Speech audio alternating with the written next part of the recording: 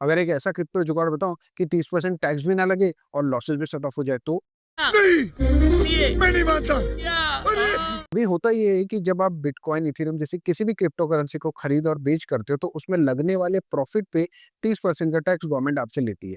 हालांकि लॉस को set of करने की इजाजत आपको गवर्नमेंट नहीं देती, यानी वो स्लीपिंग पार्टनर है जो सिर्फ प्रॉफिट में पैसे लेने आपके पास पहुंच जाता है। एग्जाम्पल के तौर पे अगर आपने दो ट्रेड करी, एक में $100 का प्रॉफिट और एक में $100 का लॉस हुआ, तो देखा जाए तो ये कायदे से आपकी नो प्रॉफिट नो लॉस वाली सिचुएशन बन गई।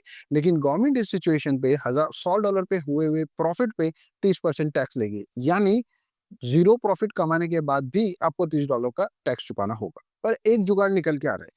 देखो, लॉ कहता है कि क्रिप्टो खरीदने और बेचने के ऊपर 30% टैक्स लगेगा, लेकिन इनके डेरिवेटिव्स की बात नहीं करती। यानी इनके फ्यूचर्स एंड ऑप्शंस जो है, अगर उन्हें खरीद बेच करा जाए तो उसके ऊपर 30% टैक्स नहीं लगेगा।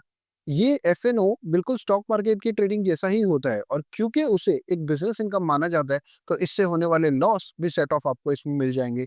प्लस जो टैक्स है वो आपको स्लैब रेट के हिसाब से लगेंगे। अगर आपके घर में कोई नॉन अर्निंग मेंबर है तो 12 लाख रुपए तक की क्रिप्टो डेरिवेटिव से आई हुई इनकम को आप टैक्स फ्री क्लेम कर सकते हैं। ये कोई इन्वेस्टमेंट एडवाइस नहीं है, बट ज्यादा इन्वेस्टर इस तरफ मूव कर रहे हैं। लास्ट कुछ महीनों में फ्यूचर्स एंड ऑप्शन की ट्रांजेक्शन 3 गुना तक बढ़ के आ गई है।